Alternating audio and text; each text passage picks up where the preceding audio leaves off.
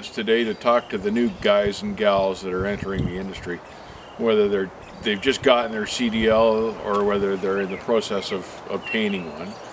There's no doubt that the first year in this industry is going to be the hardest. You're making all sorts of adjustments. You're getting used to the job, you're getting used to the truck and trailer, you're getting used to the lifestyle, and there's a whole lot of stuff that you haven't learned yet. So it can be rough, but don't get discouraged. The end goal here is that you want to accumulate seat time. You want to rack up your experience. You've got to learn sometime, and the more experience you have, the better it'll look on your resume should you decide to change jobs. Experience is everything in this industry. The more experience you get and the more you have, the better you'll be at it, the more money you'll make, the more you'll enjoy the job. So try to keep in mind that the goal here is the seat time. Now, it won't be easy seat time. For those people that have gone to a big carrier or are in a training program, that can be a challenge all unto itself. Chances are that you're driving around with what they call a driver trainer, but you know, and you're learning stuff from him. Some of them are good, some of them are bad, but it's an adjustment as well, because the long and the short of it is, you've got two drivers in one truck, it's a small space, and you've got to kind of learn to spend your workday with this guy, whether you like him or not.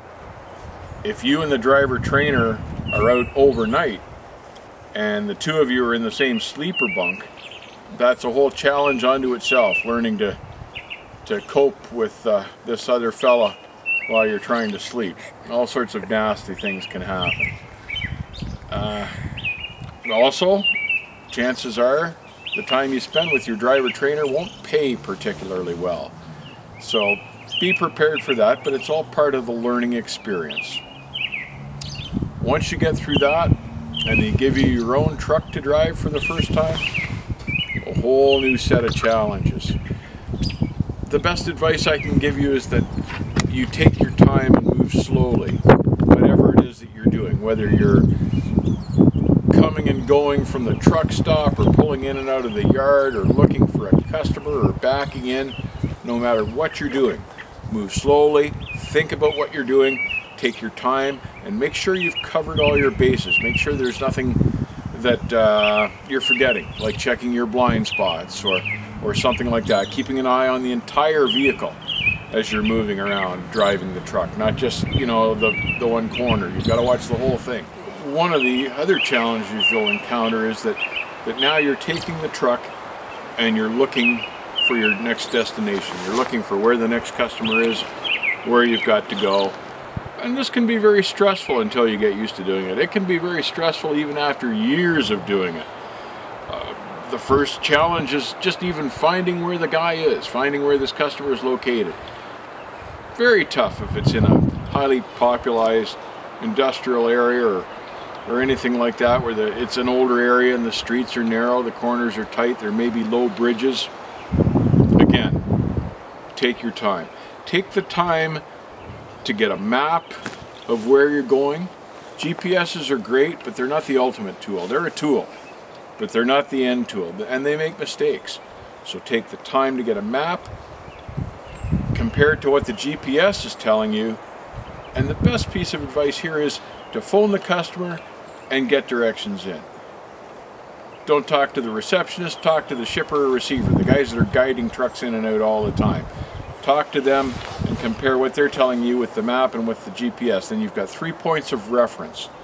So you minimize your chances of making mistakes finding the place, because it's very unpleasant to end up in a residential zone lost or in an area that's not very safe. So you try to avoid that.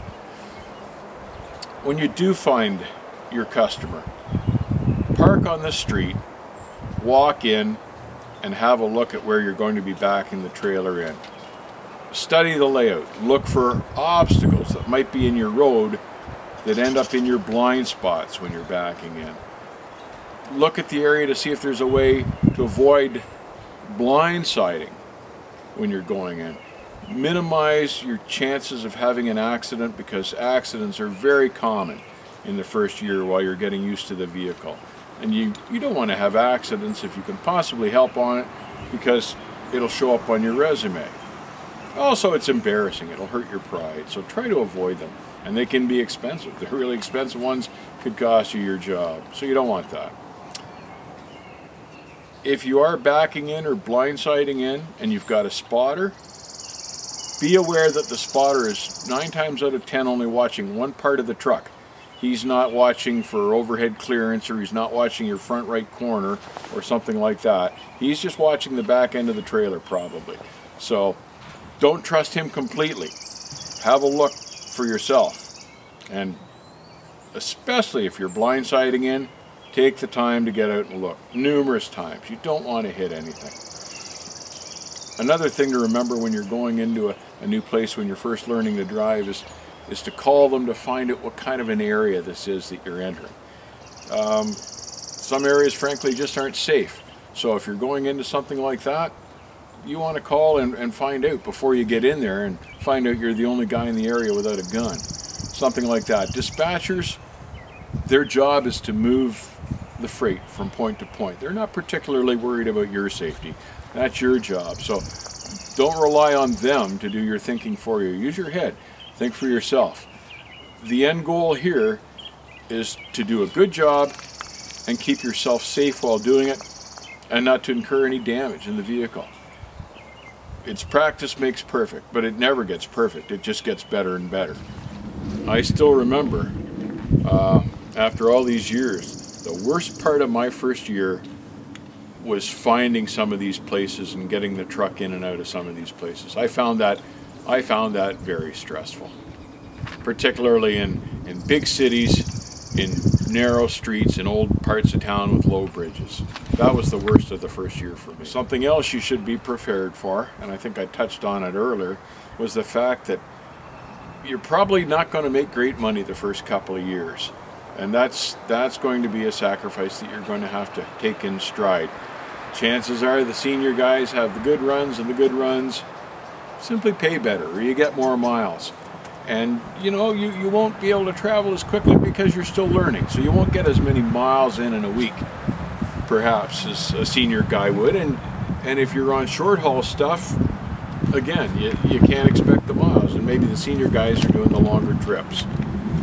But it's a sacrifice that if you're going to stay in this industry, that's part of what you got to be prepared for, is that it's going to be thin living and you're not going to get rich for a little while. You may never get rich.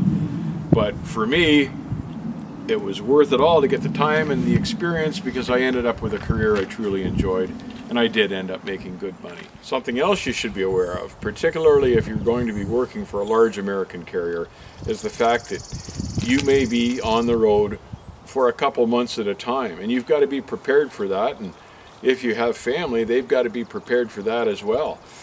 And that's part of the lifestyle, and you've got to be prepared for that. It's financially very expensive to live on the road, but that'll be part of the deal. And it can be tough emotionally on some people being away from home for long periods of time. If you're not used to it, it's an adjustment. Another factor that's just a truth in the industry is that the senior guys are going to get the better loads and the better runs, and generally the junior guys, the new guys, get the crappiest work. And part of that is because the dispatchers don't know and don't care. Part of it is because they want to see if you can survive the toughest stuff, because if you survive the toughest stuff, you can survive anything they throw at you. And part of it is that they just don't know you at all.